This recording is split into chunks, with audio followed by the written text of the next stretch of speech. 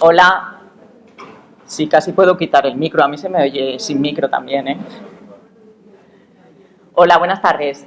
Soy Irene Murcia, presidenta de la asociación OCRE, que seguramente lo sabéis, pero bueno, Observatori Crític de la Realitat Educativa. El pasado 21 de mayo organizamos nuestro primer congreso de expertos docentes para un análisis crítico de la educación y tuvimos como ponencia inaugural una que dio el profesor de Física y Química de aquí de la casa, o sea que no hace falta que presente ni diga nada más de él. Fue muy elogiada su ponencia, el título Antecedentes y perspectivas de muy bien, de futuro de la nueva pedagogía, gracias, de la nueva pedagogía en la enseñanza educativa. Tuvo muchos elogios por los que la presenciamos, el público asistente, familias y docentes sobre todo, pero también entre los ponentes de las 4 mesas redondas posteriormente. De la ponencia no os voy a adelantar nada, sino más que deciros que probablemente os va a plantear preguntas, cuestiones importantes que desde luego son necesarias absolutamente para docentes que somos y padres y madres de criaturas y adolescentes y por tanto de la sociedad futura que nos tenemos que no dejar de cuestionar. Buenas tardes y dejo paso al profesor Juan Quílez Pardo. Bien, muchas gracias. En primer lugar, agradecer a la Asociación OCRE la oportunidad de repetir esta charla y la invitación que se ha reiterado. Por otro lado, también agradecer al Instituto Luis Vives por las facilidades que ha dado a la hora de ceder el salón de actos y los medios que han proporcionado. Y también, por supuesto, a todos los asistentes, el que hayan decidido ocupar esta tarde en asistir a esta conferencia, y espero que sea de su interés o de vuestro interés. Me parece que no hay padres, entonces casi mejor somos compañeros, os puedo tutear. Bien, el título de la conferencia es Antecedentes y perspectivas de futuro de la nueva pedagogía en la enseñanza secundaria. Esta charla está dividida básicamente en 3 partes. Una primera parte en la que realizo un breve análisis histórico de cómo hemos llegado a la situación actual. La segunda parte me voy a centrar en el ámbito científico-tecnológico que se conoce en el ámbito internacional como STEM, ciencia, tecnología, ingeniería y matemáticas. Y finalmente haré una concreción de lo que está siendo la LOE en los últimos 2 años, particularizando la situación a la Comunidad Valenciana. Bien, cuando hablamos de currículum, el currículum siempre tiene una intencionalidad y tiene, digamos, una fundamentación. Por lo tanto, tenemos que hacer una serie de preguntas y en función de cómo vayamos respondiendo a esas preguntas, iremos viendo cómo vamos concretando el currículum. De tal manera que lo primero que tenemos que ver es saber cuál es su misión y por qué vamos a enseñar. Esas 2 primeras preguntas tenemos que establecer primero un marco teórico y ese marco teórico establecer también una base empírica que lo apoye, que consolide esas ideas y que vean que esas ideas están funcionando o tienen una cierta base sólida. Eso se hace en un contexto histórico particular y sobre eso vamos a hacer una serie de preguntas de qué enseñar. Hay que hacer esa reflexión necesaria, a quién enseñar, por edades, perfiles de alumnos, etcétera. A quién enseñar, quién debe enseñarlo, cuál es el perfil del profesorado que debe enseñar esos contenidos, cuándo hacerlo y también establecer una serie de preguntas sobre la mejor forma de vehiculizar esos contenidos, qué metodologías habría que emplear. He dejado un poco al margen el dónde, con una cierta intencionalidad, y luego lo veremos. Es decir, parece lógico que uno piense que el currículum se tendría que desarrollar en lugares como este, en institutos, en escuelas, en universidades, pero veremos que esa respuesta no está tan clara en la situación actual. Bien, cuando hacemos la pregunta de cuál es la misión del currículum, hay dos visiones claramente bien definidas. Una que apuesta por las competencias y otra que apuesta por el conocimiento. Yo voy a hacer una reflexión primero centrándome en Estados Unidos y luego daré algunos ejemplos de países de la OCDE. Este análisis histórico lo voy a iniciar con el shock que se produjo en Estados Unidos por el lanzamiento del primer satélite artificial, el satélite Sputnik, en 1957. Se trataba de una bola, de una esfera con 4 antenas. La esfera tenía 58 centímetros de diámetro y ese artefacto tan minúsculo, en teoría, causó un gran shock en la sociedad estadounidense. Los medios de comunicación pensaban que la ciencia rusa había sobrepasado a la estadounidense. ¿En qué contexto se produce esto? Se produce en un contexto de Guerra Fría, por lo tanto tenemos aquí tensiones de índole militar y defensivo, y también es un contexto en el que aparentemente la antigua Unión Soviética ha sobrepasado en el ámbito comercial, económico, o puede hacerlo, a Estados Unidos. Todo ello genera una gran conmoción en esta sociedad y se culpa al sistema educativo de todos estos males, es decir, de todas estas amenazas y de todas estas crisis. Se culpa al sistema educativo porque se piensa que no está formando adecuadamente a los estudiantes en ramas tan importantes como son la ciencia, la tecnología, la ingeniería y las matemáticas. Todo este debate, toda esta preocupación genera una conferencia, la Woods Hole Conference, presidida por Jerome Bruner, y me interesa destacar que Bruner, un año después de esa conferencia, de ese congreso, publica un artículo que será determinante, que será muy influyente en la comunidad educativa, que se llama The Art of Discovery. Pero si seguimos el curso de qué es lo que ha ocurrido en Estados Unidos, vemos que cada 20 años esas amenazas, esos peligros, ese miedo, esa situación crítica se va produciendo más o menos cada 20 años. Tenemos un informe que es National Risk,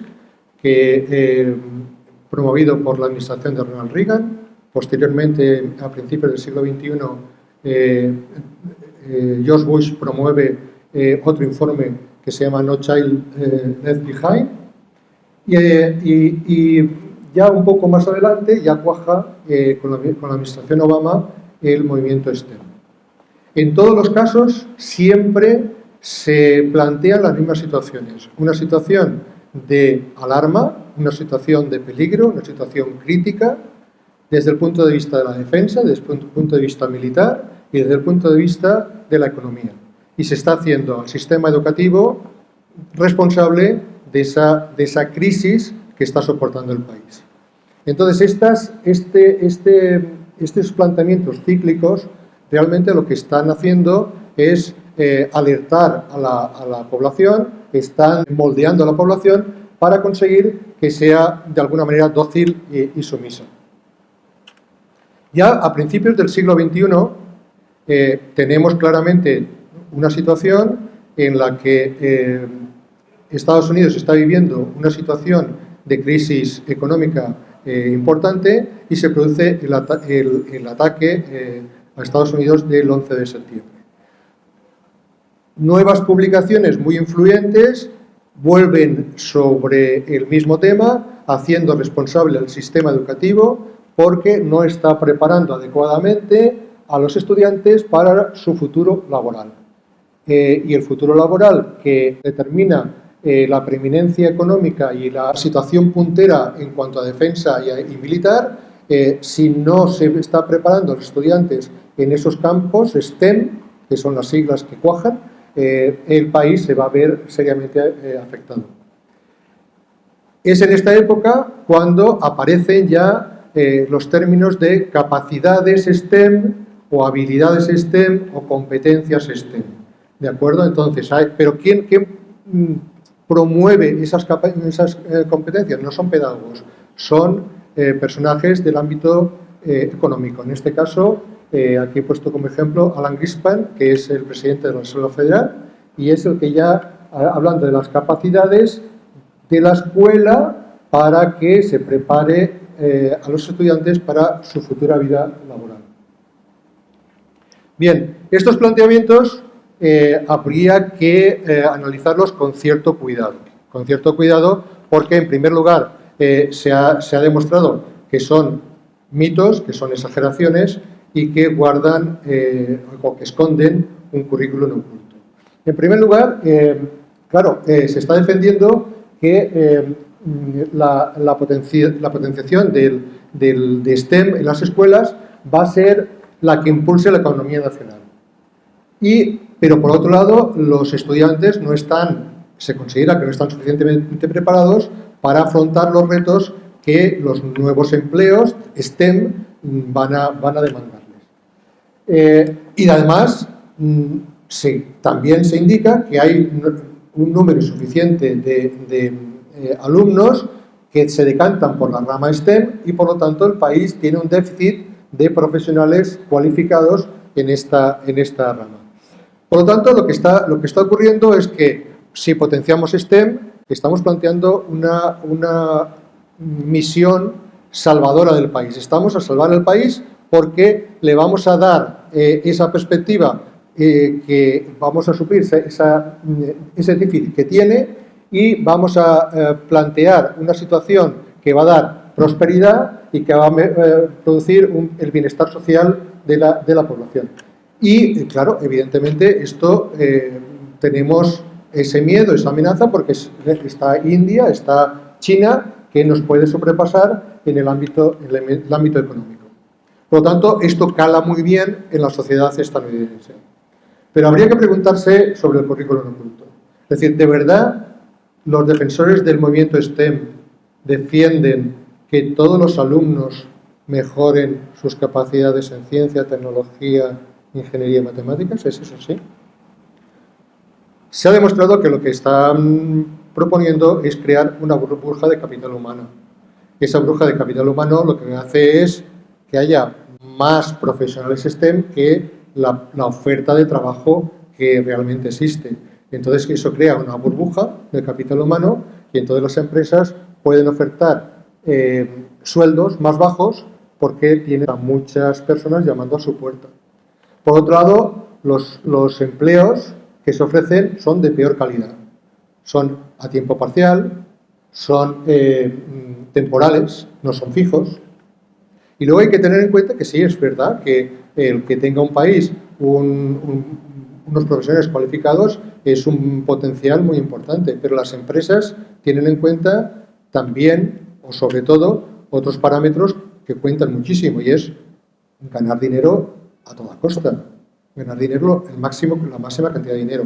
Y entonces, ¿dónde se implantan esas industrias? Pues donde las condiciones, las regulaciones laborales, sociales y de impuestos y de fiscales son más favorables.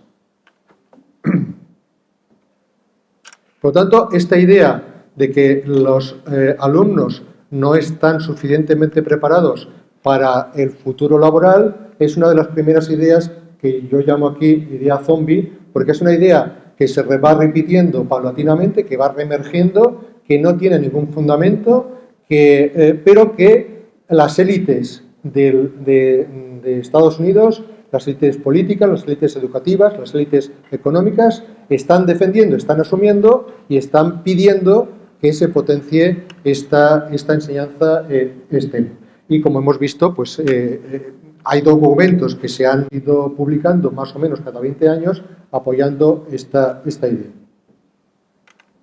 Bien, pero si STEM es solamente una fundamentación de tipo económico y militar o de defensa, ¿dónde está la fundamentación pedagógica?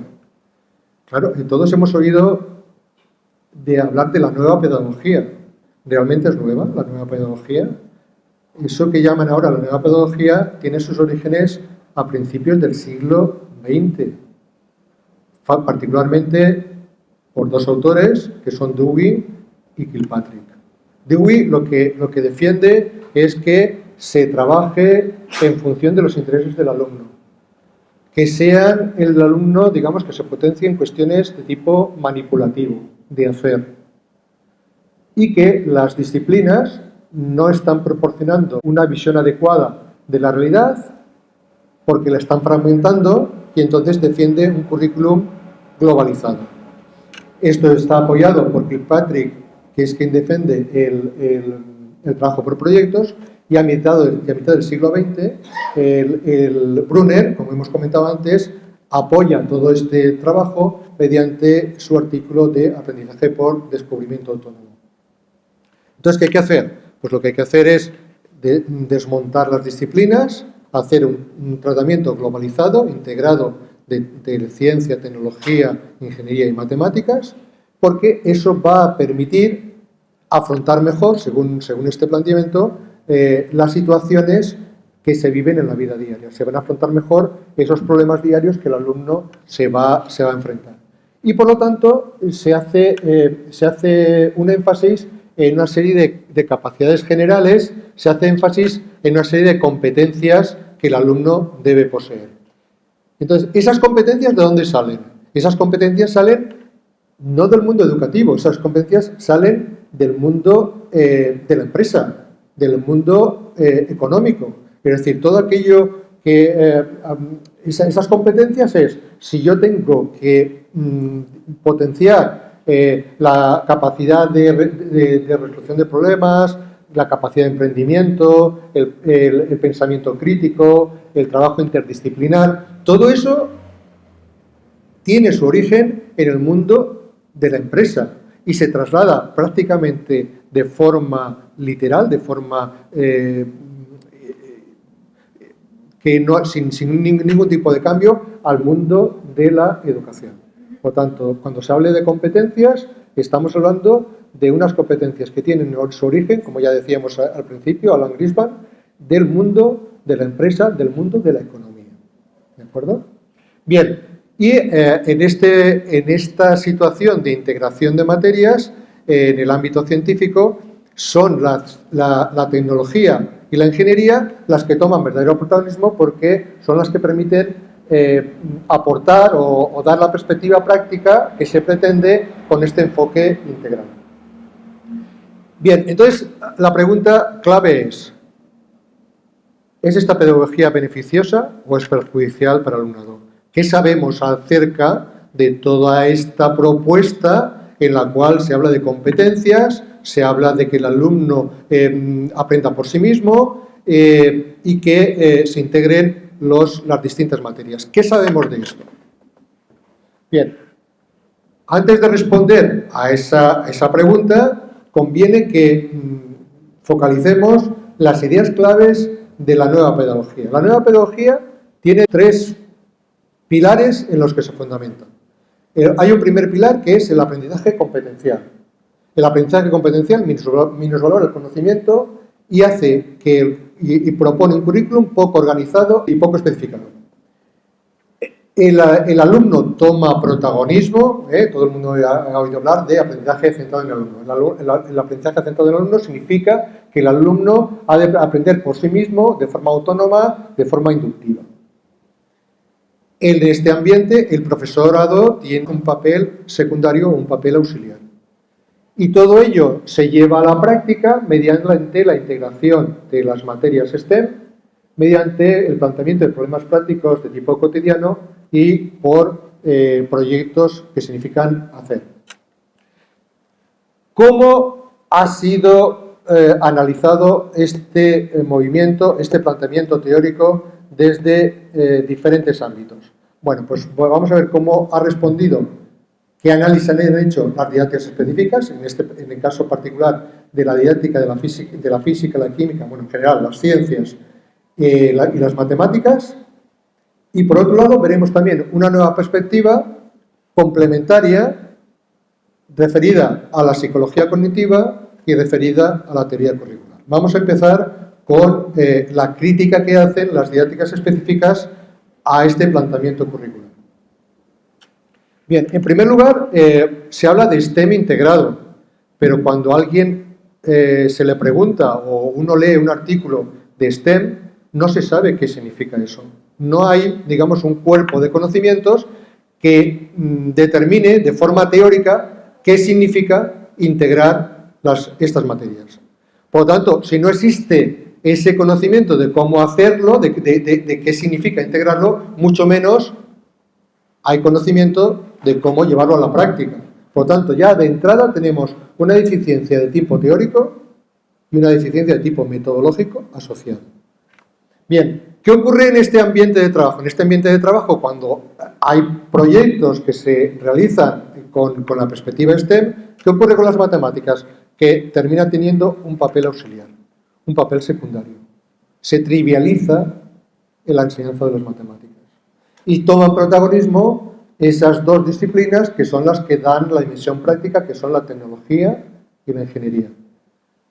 Como consecuencia también, las ciencias toman un papel también secundario al mismo tiempo que las matemáticas.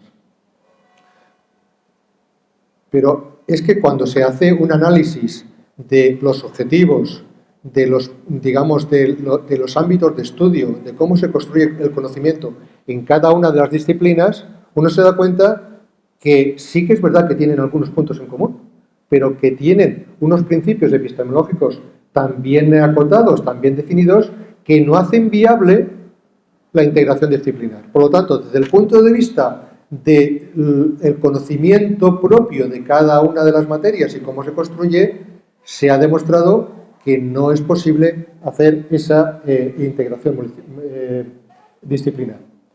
Bien, pero a pesar de ello, tenemos a nuestras autoridades educativas, a las nuestras aquí en España, pero este movimiento no es propio de España, sino que es internacional.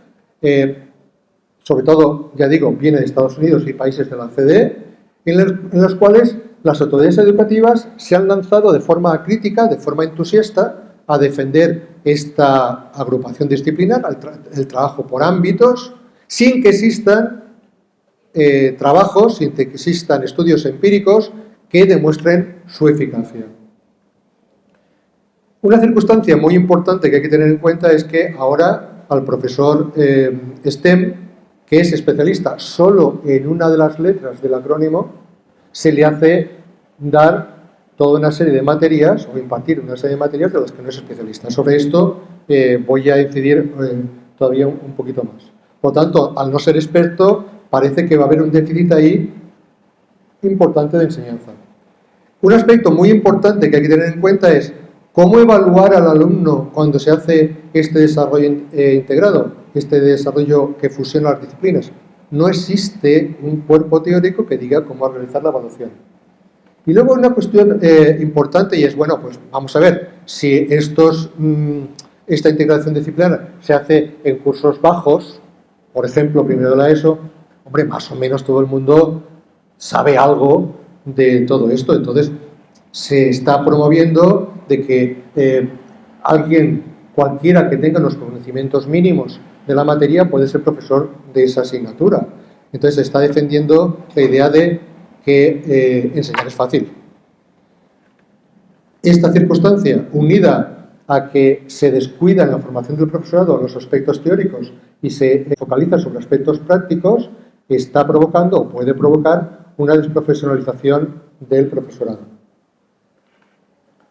Bien, he nombrado el problema que existe cuando el profesor no es especialista y se le exige que enseñe una materia que está fuera de su campo de especialización.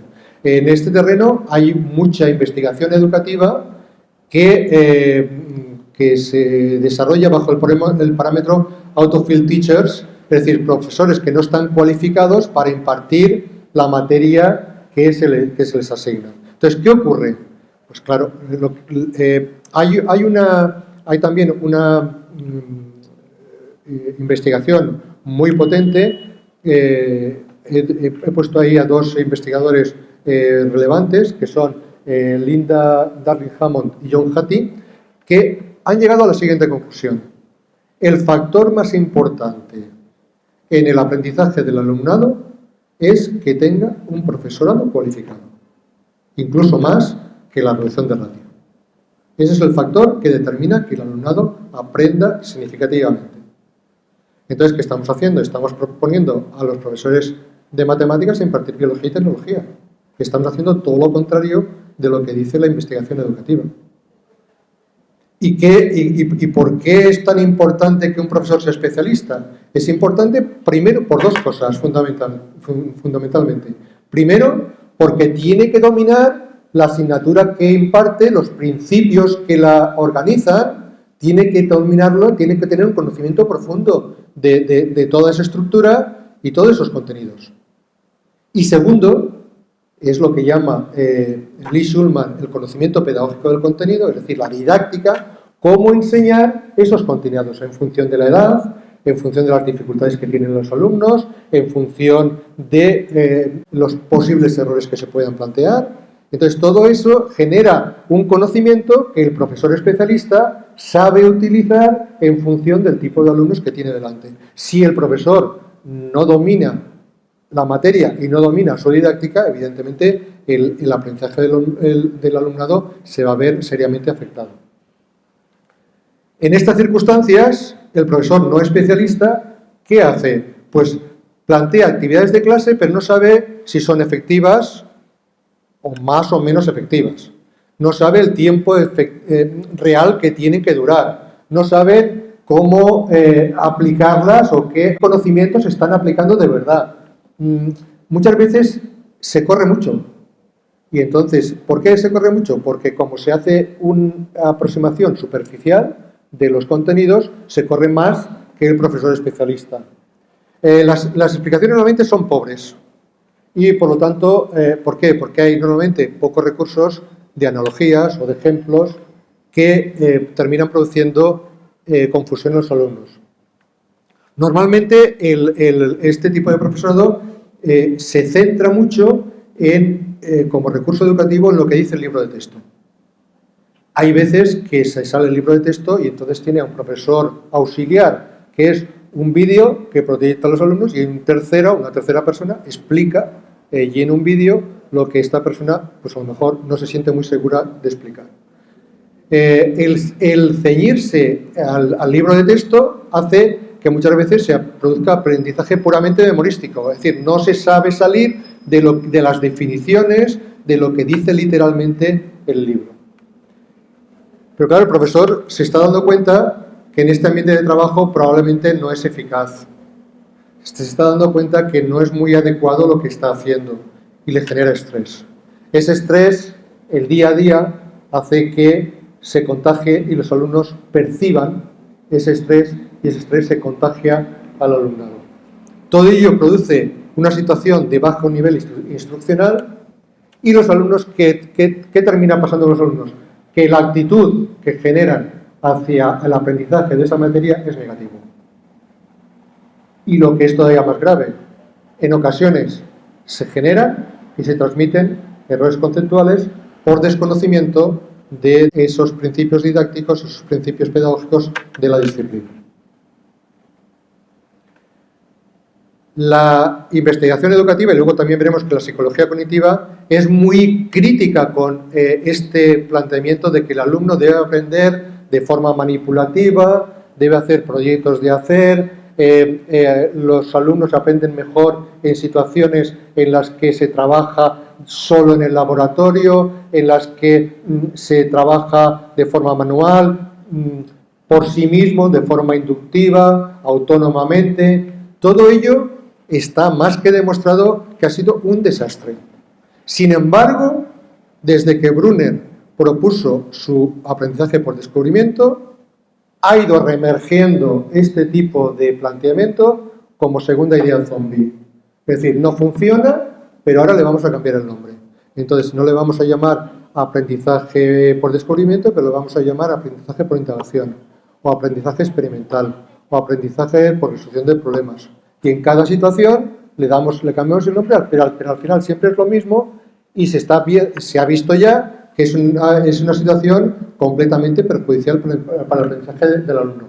Es decir, no solo es menos efectiva, sino que incluso se han demostrado que se producen resultados negativos. ¿Por qué?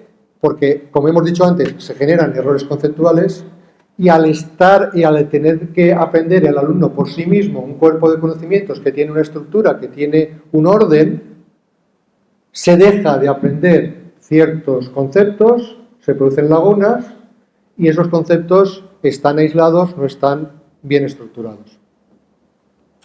Vamos a ver la crítica que hace la psicología cognitiva y la teoría curricular a estos planteamientos. Recordemos que los planteamientos es aprendizaje autónomo, aprendizaje inductivo del alumno, fusión de asignaturas, aprendizaje integrado de materias y aprendizaje competencial. Sobre estas tres circunstancias se pronuncian tanto la psicología cognitiva como la teoría curricular. Básicamente, la teoría curricular, tenemos un autor muy destacado que es John Suller, y en el campo de la teoría curricular el sociólogo Michael Young. Suller vuelve a insistir en el desastre que supone dejar al alumno que aprenda por sí mismo, dejar al alumno que aprenda de forma autónoma. Y entonces presenta una serie de estudios en los cuales, cuando el profesor toma un papel protagonismo importante, es cuando de verdad el alumno aprende de forma significativa. Aprende de forma significativa porque mejora la capacidad de transferencia de los contenidos que ha aprendido y mejora la capacidad de resolución de problemas que están trabajando en clase.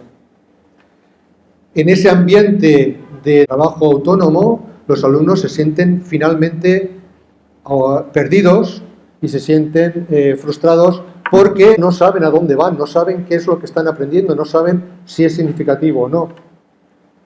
Y hay una cuestión que conviene tener en cuenta. Es decir, cuando se habla de plantear situaciones de la vida real y problemas de la vida real, a priori puede ser muy atractivo el planteamiento.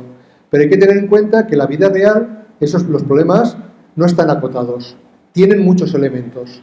Esos elementos hacen que la memoria de trabajo, que tiene una capacidad limitada en el alumno, se sature, se llene enseguida. Si la memoria de trabajo se llena, difícilmente se pueden establecer conexiones con la memoria a largo plazo y, por lo tanto, no se puede producir aprendizaje.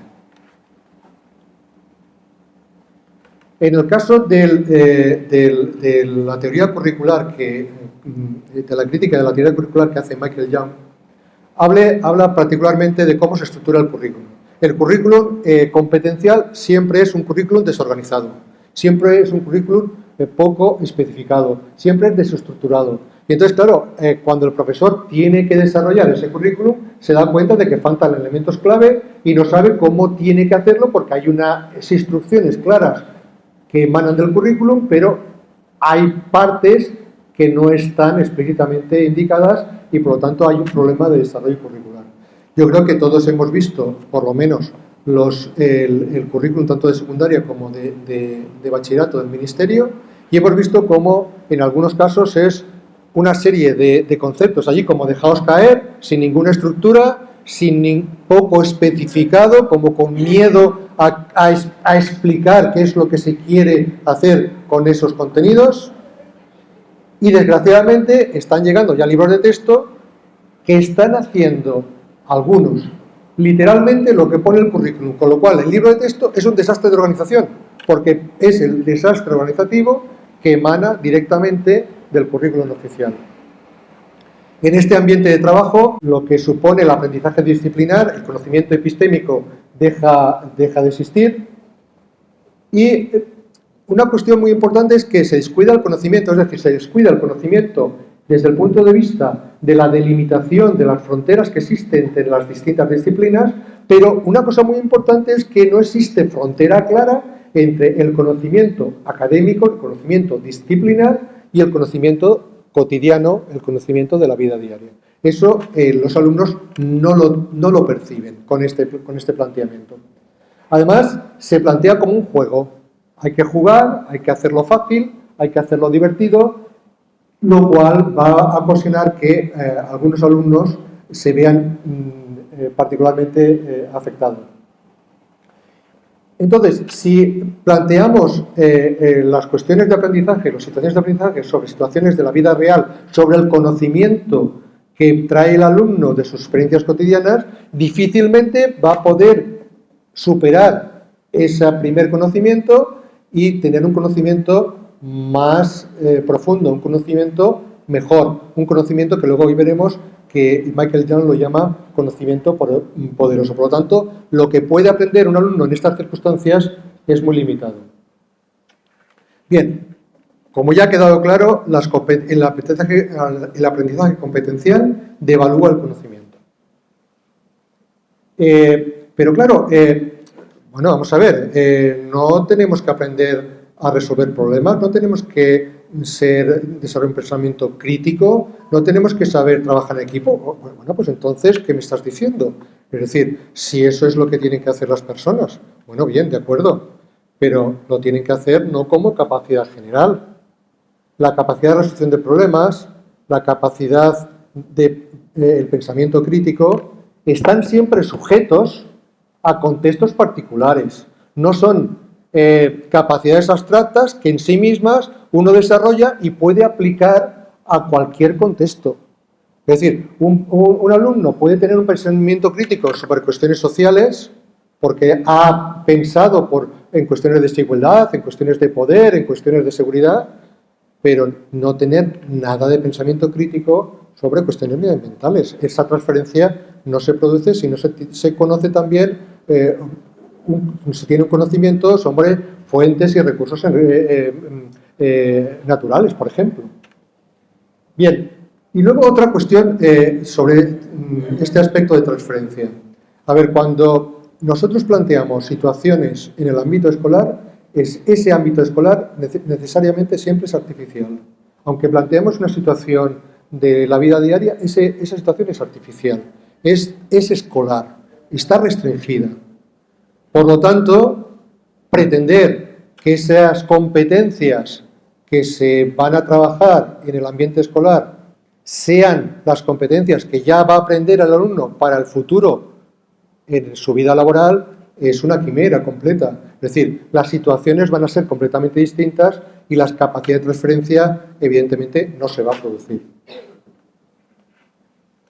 Vamos a ver otros ejemplos de otros países que no son Estados Unidos sobre cómo han llevado, cómo se han tratado estos problemas. Es decir, me interesa hacer énfasis en estos países porque en España estamos ahora asistiendo a un desarrollo curricular que otros países hace ya muchos años que han experimentado. Por lo tanto, tenemos conocimiento de los efectos, tenemos investigación educativa que nos van a alertar de los peligros que pueden surgir de esos planteamientos que ahora se están desarrollando aquí en España. En el caso de Canadá, tenemos una autora que se llama Lana Parker, que nos describe muy bien la situación que se crea en el país. La situación es la siguiente. Se crea, en primer lugar, una situación de crisis. La crisis es, señores conciudadanos canadienses, si no potenciamos las ramas STEM, el conocimiento STEM en la escuela, nos van a sobrepasar en el ámbito económico, comercial, otros países. Y nuestro nivel de vida, nuestro bienestar social se va a ver particularmente afectado. ¿Y eso cómo lo hacen? Eso lo hacen con la colaboración, con la participación de los medios de comunicación. Los medios de comunicación se habla en este caso, Lana Parker habla de presencia, es decir, continuamente hay que estar recordando a la población que estamos en una situación de posible crisis y que esa situación de crisis hay que estar continuamente recordándola. Lo digo porque, aunque valga la redundancia, esto lo voy a recordar después para el caso valenciano. Bien, entonces, ¿qué se crea? Se crea una plataforma de miedo. Y esa plataforma de miedo, todo el mundo dice, bueno, pues aquí hay que hacer algo. ¿Y qué hay que hacer? Lo que las escuelas educativas proponen, que es fusionar asignaturas, aprendizaje competencial, aprendizaje centrado en el alumno. ¿Qué pasa en otros países como Suecia? Lo mismo. Vamos a ver qué efectos tiene particularmente en Suecia el aprendizaje competencial. Entonces voy a voy a mostrar dos trabajos que hacen estos dos autores suecos, uno de 2019 y otro de 2020, perdón. Uno se titula La escolarización de la posverdad y la educación mercantilizada, y el otro se titula La educación mercantilizada, cómo el fracaso regulatorio socavó el sistema escolar sueco. Bien, ahí tenemos una gráfica. Ahí, en ese eje aparece un índice que es el índice que corresponde a la nota media de los alumnos del año noveno, que sería el equivalente a nosotros el tercero de la ESO. Entonces, como vemos, desde el año 1998 al 2012 se va incrementando paulatinamente la nota que van adquiriendo los alumnos que están trabajando en este ambiente competencial e integración de asignaturas. Por lo tanto, ostras, esto es un éxito. Las notas son mejores, las notas son cuantitativamente de mayor puntuación. Bien, pero ahora vamos a comparar. En este eje es los índices de pruebas internacionales sobre lectura, sobre conocimiento científico y sobre matemáticas. Entonces, ¿qué está ocurriendo en estos 14 años? Lo que está ocurriendo es que partimos de una situación relativamente buena, índices superiores a 500, y con el tiempo se produce un descenso en picado en capacidad de lectoescritura, en capacidad de conocimiento científico y matemático. Vamos a ver otro ejemplo también reciente del año 2021, y lo que estudia es el efecto del trabajo autónomo de los alumnos comparado con el trabajo en el que el profesor toma mucho mayor protagonismo. Son 6 países. Aquí en el eje de la izquierda hay un índice que establece el índice que cuanto mayor es el valor, supone que los alumnos han trabajado más tiempo o con mayor énfasis en un aprendizaje autónomo, inductivo, en problemas de hacer, por llamarlo de forma clara. Aquí tenemos los índices, quizá no se vea bien, de las pruebas internacionales. Estos dos índices son mayores de 550, es decir, un aprendizaje muy bueno, y luego estos de aquí abajo, de la izquierda, perdón, son los que corresponden a los de menor nivel, que son del orden de 400 o menos. ¿Dónde se sitúa la mayor proporción, la mayor cantidad de alumnos que han aprendido de forma autónoma e inductiva? En el sector más bajo. Es decir, hay una mayor proporción de alumnos que están en los niveles más bajos, y los niveles más altos hay muy poca cantidad de alumnos. ¿Qué ocurre cuando se plantea todo lo contrario? Cuando el profesorado, este índice, lo que mide es el grado de intervención, el grado de protagonismo que tiene el profesor a la hora de presentar conocimientos, de impartir conocimientos. Entonces, cuando vemos que este índice, cuanto mayor es, ¿qué ocurre? Que tenemos a una gran cantidad de alumnos en los niveles más altos de competencia científica, matemática y lectora. Bien, vamos a analizar en 3 diapositivas cuáles son, o vamos a resumir, los peligros que tiene el aprendizaje competencial. En primer lugar, se produce una devaluación del conocimiento. La escuela deja de proporcionar conocimiento. Y entonces, ¿qué va a ocurrir? Que se va a generar un negocio de conocimiento. Entonces, aquello que la escuela no deja de dar, no ofrece, quien quiera tenerlo va a tener que pagarlo. Segunda cuestión. Si yo estuve si yo tuve un rendimiento muy bueno en el instituto, yo iba muy bien, mis notas eran muy buenas, pero de alguna manera esos alumnos han sido engañados. De alguna manera esos alumnos no se les ha dado conocimiento. Por tanto, ese engaño se produce en los propios alumnos, en sus familias y en la sociedad en general. Otra cuestión también muy importante es que la evaluación normalmente se para en la evaluación formativa y se tiene poco en cuenta la sumativa, es decir, qué es lo que sabe al final, qué es lo que no sabe el alumno, y entonces ahí se generan criterios de promoción. Entonces esos criterios de promoción muchas veces están basados no en cuestiones conceptuales, sino en cuestiones de tipo práctico. Por lo tanto, de alguna manera lo que se está haciendo es promover, digamos, valga la redundancia, se hace una promoción del alumnado, pero por estándares no conceptuales, sino de tipo práctico. Como hemos visto que ha pasado en el caso sueco, se produce una inflación de calificaciones.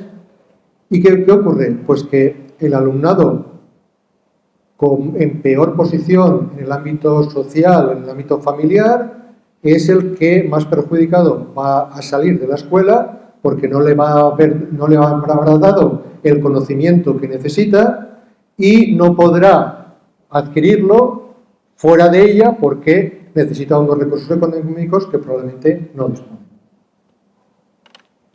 La segunda circunstancia que plantea el aprendizaje competencial es que el currículum, al no estar definido, cada centro va a desarrollar un proyecto o sus proyectos según el profesorado que exista o según las circunstancias que se planteen en ese centro.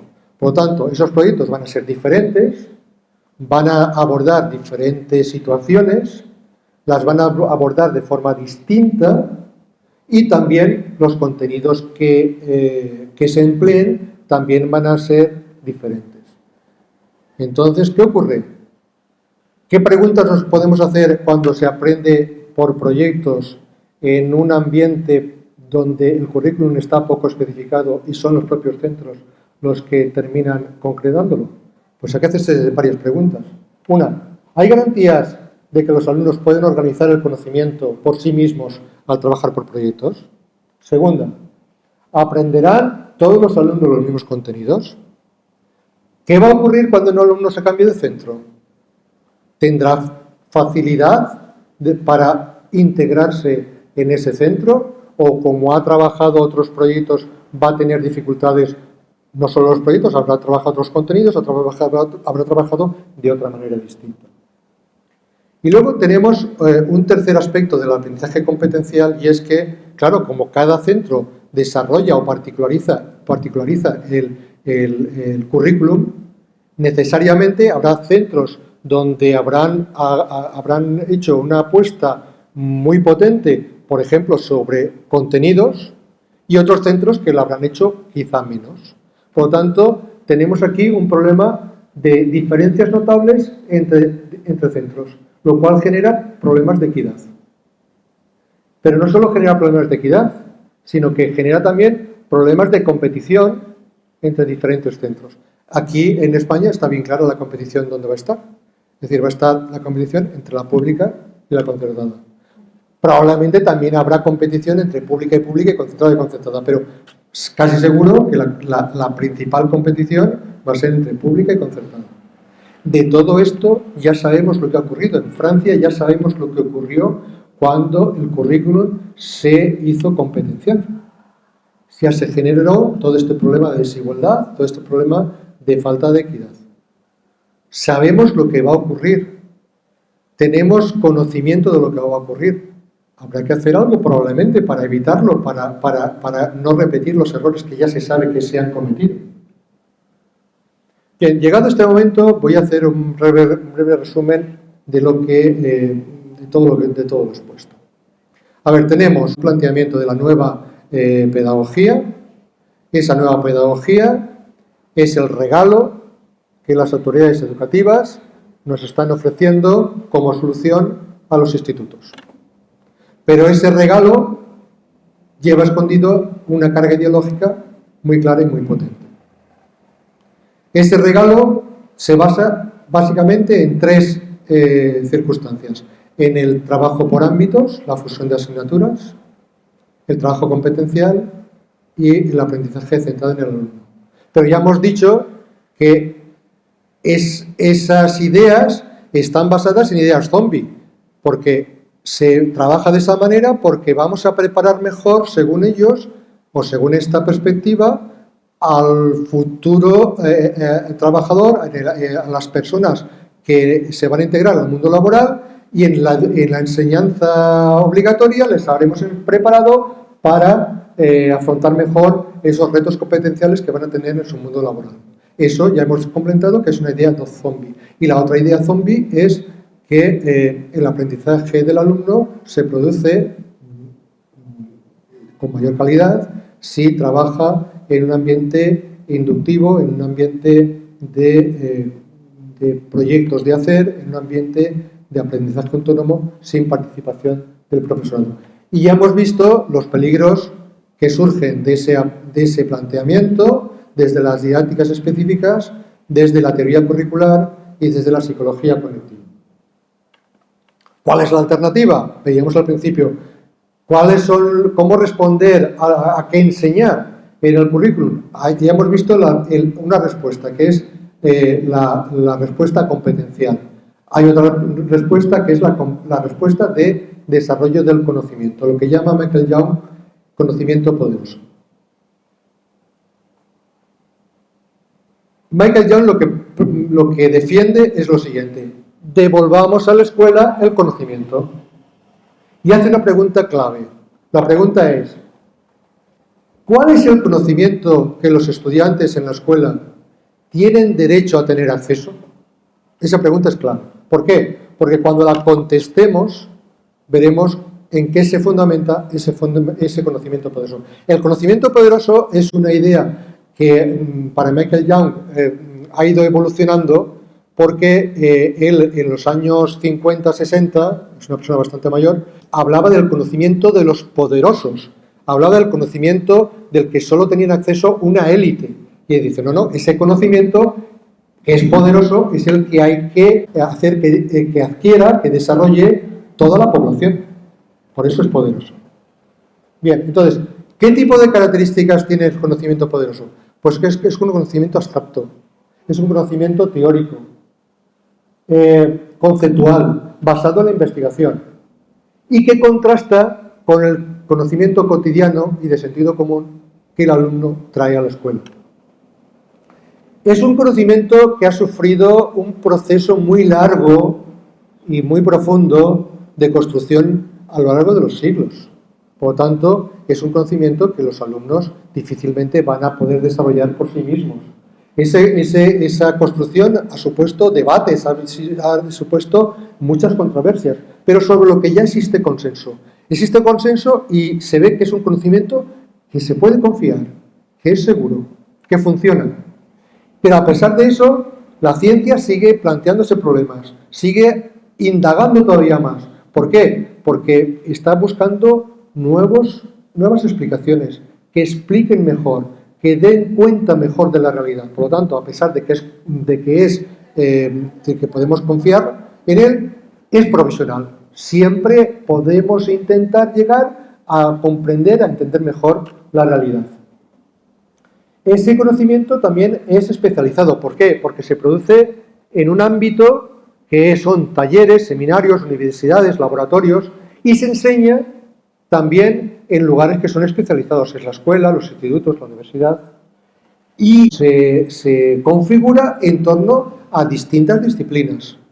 Al configurarse en torno a distintas disciplinas, que cada uno tiene su objeto, eso hace que necesite una especificación curricular, necesite que se legisle, que se establezca una especificación curricular. Bien, una cuestión muy importante es que muchas veces hemos oído que dice, bueno, vamos a trabajar las competencias, vamos a hacer los alumnos críticos, que sepan resolver problemas generales, etcétera, pero el conocimiento, ¿para qué? No hace falta. El conocimiento está en Internet, el conocimiento está accesible con un clic. Bueno, entonces aquí se comete el grave error de confundir información y conocimiento. Es decir, es cierto que hay mucha información en Internet, pero esa información hay que filtrarla, hay que analizarla, hay que ver sus fuentes, si son fiables o no, hay que integrarla con otro conocimiento, hay que analizarla. Por lo tanto, una cosa es la información y otra cosa es el conocimiento. Bien, ese conocimiento poderoso se articula fundamentalmente, como es teórico, es un conocimiento que permite dar significado a los alumnos, es decir, permite plantear preguntas o responder preguntas que son abstractas, que son teóricas, y de esa manera permite desarrollar conocimiento. ¿Y cómo se hace ese conocimiento? Según Vygotsky, existe una relación donde pensamiento y lenguaje actúan de forma que se potencian uno con el otro. Por tanto, tenemos que desarrollar un conocimiento académico referido a las distintas disciplinas, y ese conocimiento académico que se produce en el aprendizaje de las distintas asignaturas es lo que va a permitir que el alumno argumente mejor, que razone mejor, porque le vamos a enseñar también técnicas de argumentación, le vamos a enseñar también formas de razonamiento y le vamos a enseñar también a utilizar ese vocabulario para comprender y explicar mejor la realidad. Por lo tanto, ¿y eso quién lo tiene que hacer? Eso lo tienen que hacer los profesores que son especialistas en las distintas asignaturas. Para acabar, el sistema educativo, la LOMLOE, concretado, particularizado al caso valenciano. Yo creo que todos nosotros tenemos seguro un médico de cabecera, seguro. Pero me parece que hay muy pocos que tengan un periodista de cabecera. Aquí tenemos un periódico y un periodista en particular que durante el año 2021, puntualmente cada mes, ha ido sacando un artículo en las que defiende de forma a veces poco disimulada la LOMLOE. Por ejemplo, el punto número 1, que es con el que finaliza la serie de diciembre, es un artículo claramente propagandístico. Las 3 revoluciones de la ley CELA. Pero si nos vamos, por ejemplo, al punto número 5, dice: el presidente de los directores valencianos dice lo siguiente: la mayoría de los profesores ven positivo fusionar asignaturas una vez que lo prueban. Ahí queda eso. Entonces, todos sabemos que existe una fuerte contestación a esa imposición que está haciendo la Consellería de Educación en Valencia.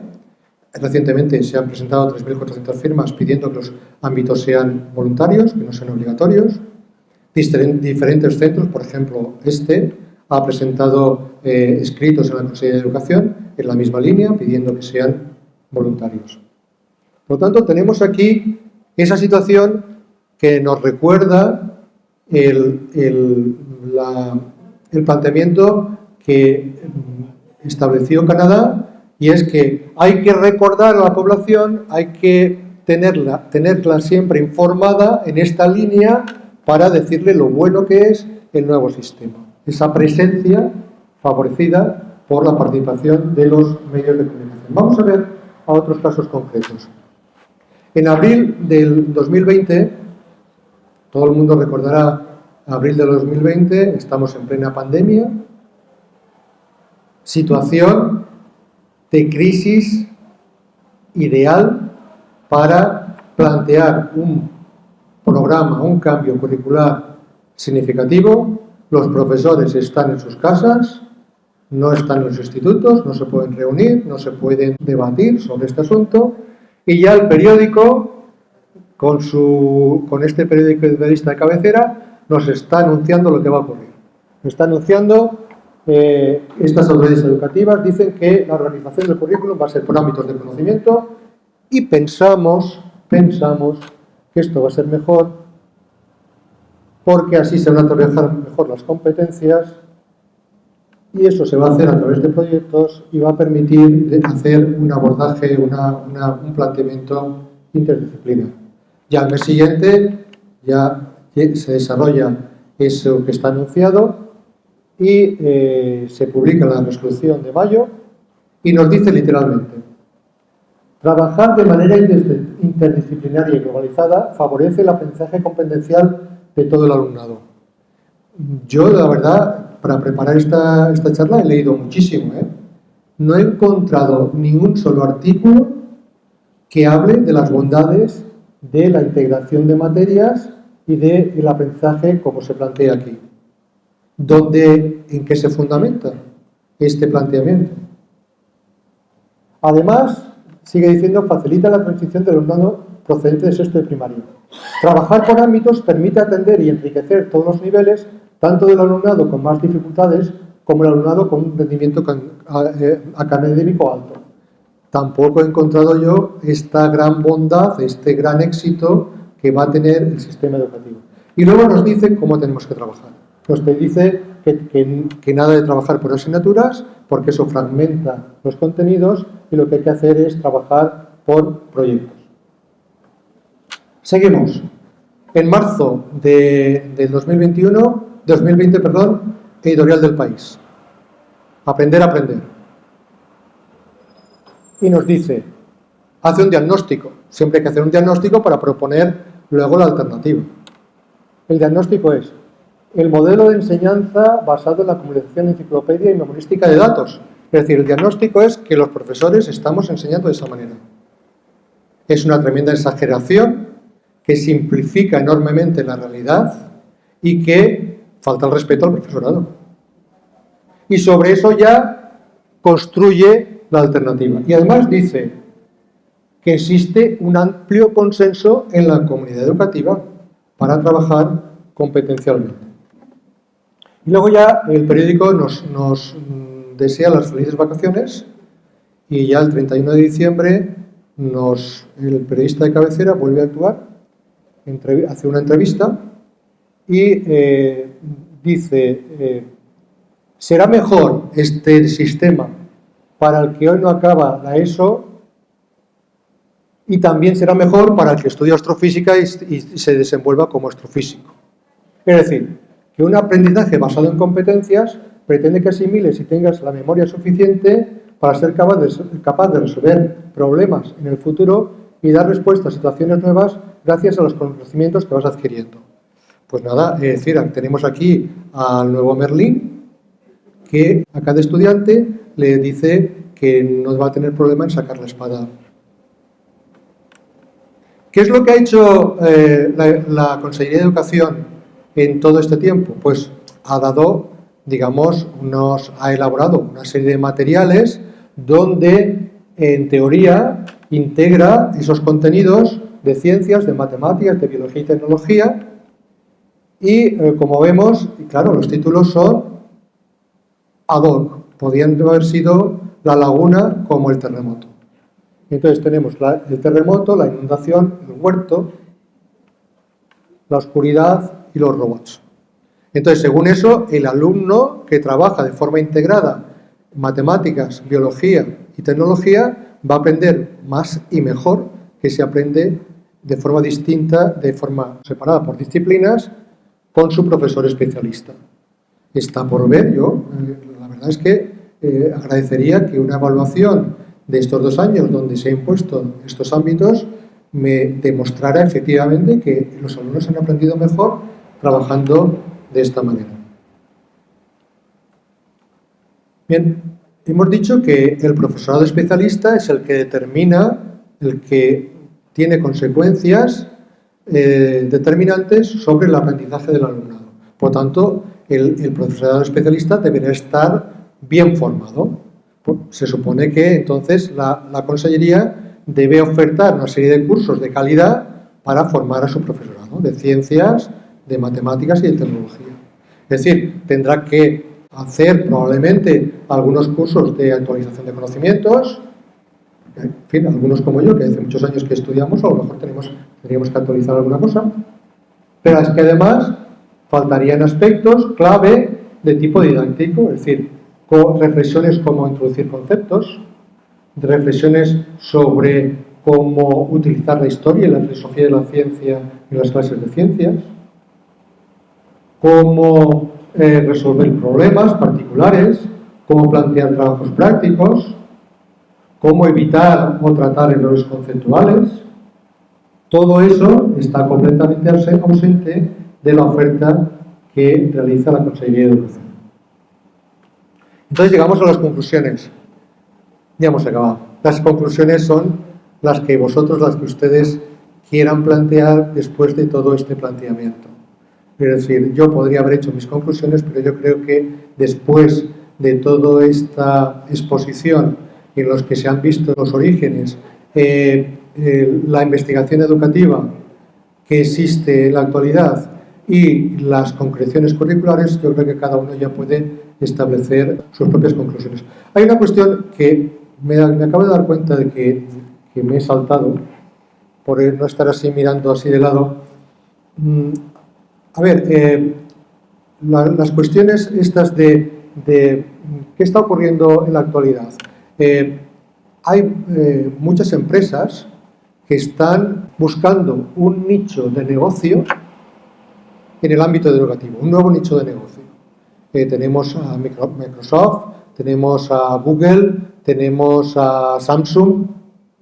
Y entonces, ese nicho de negocio tiene dos vertientes. Una vertiente que es todos los artefactos, todo el aparato tecnológico, todo el aparato informático. Recientemente hemos visto que existen unas aulas de futuro, hay que poner pizarras digitales, hay que introducir en las clases impresoras 3D. Todo eso es material muy caro que pretendidamente va a mejorar la calidad docente.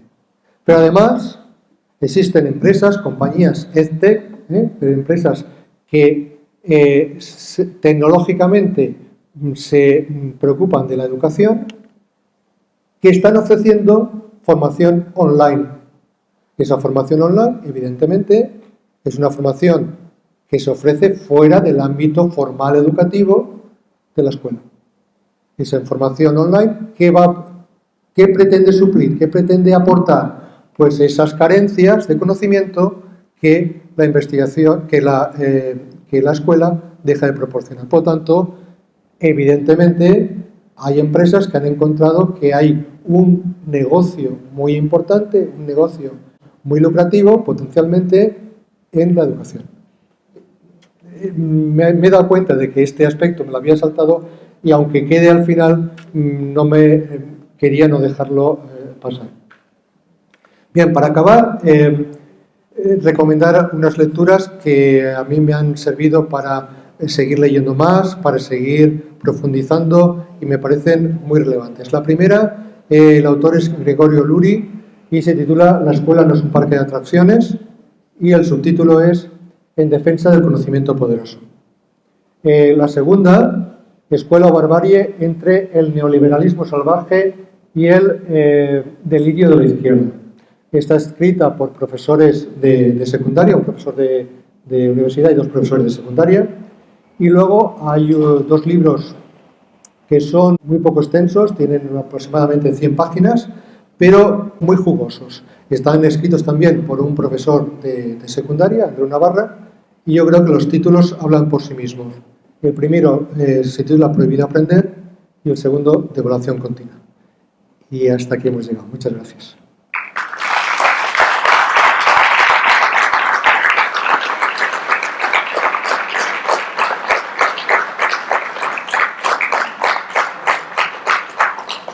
Si queréis hacer algún comentario o alguna pregunta y la sé contestar.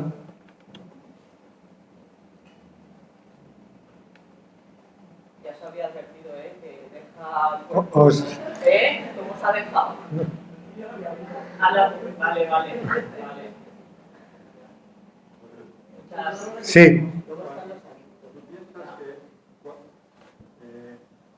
¿Cuál crees que es el trasfondo que hay detrás de las autoridades educativas? ¿Piensas que son un brazo ejecutor de la economía? tratando de llevar estas tendencias neoliberales, o es ignorancia y decir, bueno, pues me cojo al carro que pasa por aquí como ha pasado, que podía pasar a otro? ¿Qué hay detrás?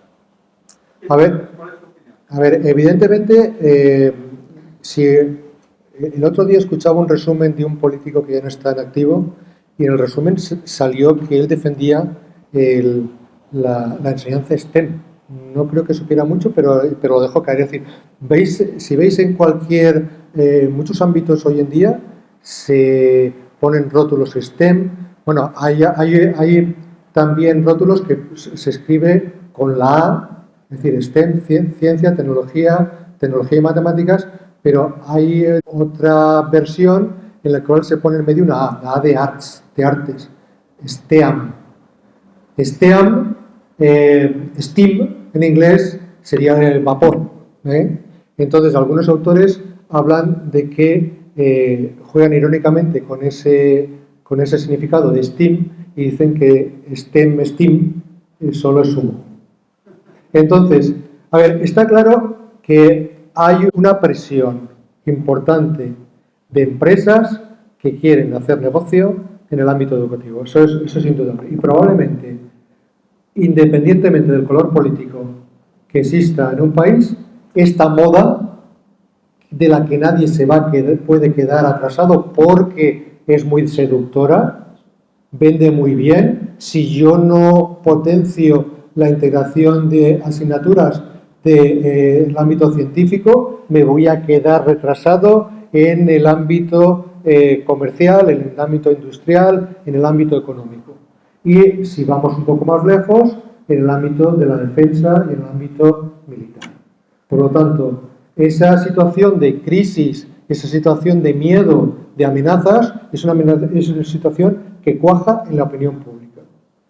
Y de alguna manera, creo yo que los distintos gobiernos, independientemente del color político, la van a desarrollar. Probablemente otro gobierno con otro color distinto habría hecho cosas muy parecidas, muy parecidas. Probablemente los políticos piensen que si no hacen esto se van a ver perjudicados porque no están en la cresta de la ola, no están en la moda, no están en lo que ahora se lleva. Si hay una cuestión oculta de relación entre esas multinacionales y los gobiernos o las sociedades educativas, uno lo puede sospechar, pero se le escapa. Eso no lo sé. Y creo que no lo sabe nadie. ¿Puede ser eso o es ignorancia total? No, ignorancia total no es porque aquí, vamos a ver, en el caso valenciano, ignorancia total no es. Porque nosotros, hay un grupo de profesores que desde hace ya 2 años estamos enviando este tipo de ideas argumentadas con trabajos que lo fundamentan y lo estamos enviando, tanto las ideas como los trabajos, y lo estamos enviando a la Consellería. Es decir, la propia Consellería sería la que debería tener los expertos que conozcan todos estos problemas, todas estas deficiencias, pero por si acaso lo hemos enviado. Evidentemente ni caso, es decir, eso no sé qué habrán hecho con ello, pero en el caso particular de la Consellería de Educación sí que por lo menos se les ha enviado documentación alertándoles sobre estos peligros. Da igual, seguimos adelante.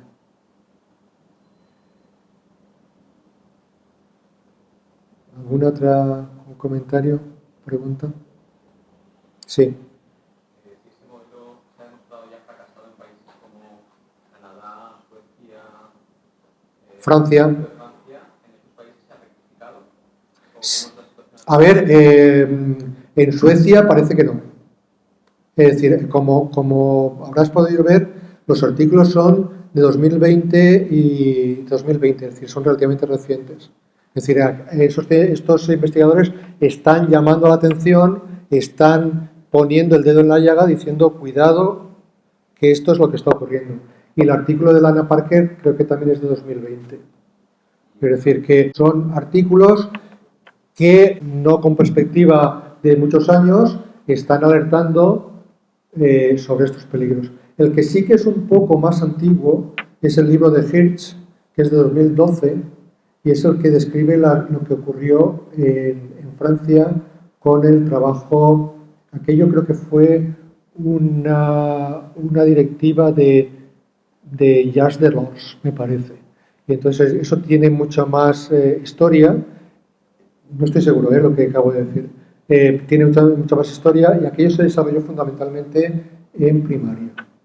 Ese libro habla de lo que ocurrió en primaria, de esas desigualdades entre centros y de los problemas de equidad y competitividad que se producían entre diferentes colegios. De lo que sí que hay una investigación a más largo plazo es sobre todo en lo que se refiere al aprendizaje inductivo, aprendizaje autónomo del alumno. De eso sí que hay una bibliografía abrumadora donde se demuestra que el alumno por sí mismo se siente perdido, se siente frustrado y no aprende prácticamente nada y genera errores conceptuales. De eso sí que existe mucho.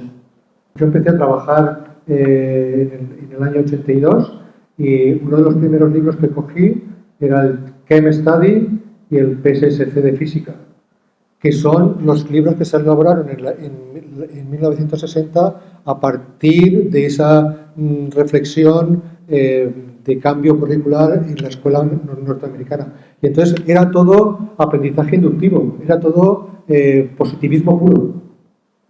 Y yo, bueno, ya os digo que empecé a trabajar en la década, a principios de los años 80, y aquello me parecía la gran novedad. De eso sí que se conoce de los efectos que tiene en los alumnos. Del aprendizaje competencial, la crítica que se hace del aprendizaje competencial, esto es de 1910, o sea, los artículos de Michael Young son de 1910. Y las propuestas de conocimiento poderoso son recientes, de 1917, 18. Michael Young tiene un artículo donde habla y critica la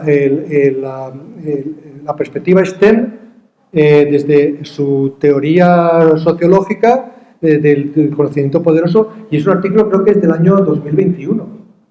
¿De acuerdo? Por lo tanto, todo lo más reciente, la crítica al aprendizaje competencial y a la integración de asignaturas, es que es muy reciente. El programa STEM se desarrolla brutalmente con la administración Obama, pero estamos en la década de los 2010, es decir, no hace tanto.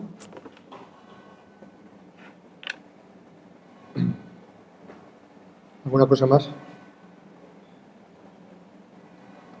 Pues lo dejamos aquí, si os parece. Pues muchas gracias.